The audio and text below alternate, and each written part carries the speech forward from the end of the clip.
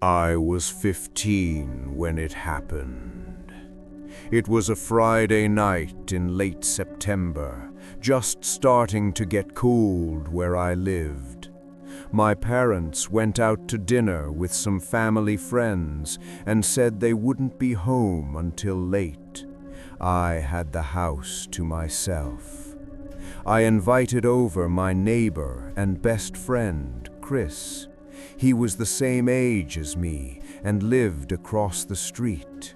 We usually hung out in my basement, playing games or watching movies, but that night we got bored. At some point, Chris suggested we play hide and seek. It sounded dumb at first, but we'd played it before with a group and it had been fun. The house was small, but there were a lot of good hiding spots, especially in the dark. We turned off most of the lights. The only light left on was in the kitchen. The rules were simple. No going outside, no attic or crawl space.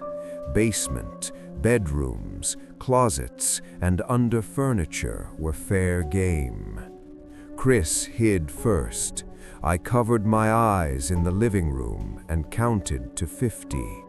I heard him running, then silence. When I finished counting, I announced I was coming. I searched the kitchen first. Nothing. Checked the basement door, the bathroom, the front closet. Empty. Upstairs felt worse. Every creak made my skin crawl. I checked my parents' room, then my own room. Nothing. That left the guest room at the end of the hall. The door was cracked open. I pushed it slowly, expecting him to jump out, but the room was dark and quiet. I checked under the bed and inside the closet. Empty. Finally, I found him hiding behind boxes in the basement. We laughed and switched roles. This time, I hid under the guest bed, pulling the bed skirt down. I heard Chris searching. His footsteps came closer, into the guest room. He stopped near the bed. I held my breath. Then silence. He walked out. Minutes passed. No, you win. The house felt wrong. I crawled out and went downstairs. Chris wasn't there. I called out. He answered from the basement. Confused, I told him I'd been under the guest bed the whole time. He looked pale. He said he heard breathing in that room. We tried to laugh it off, but something felt wrong.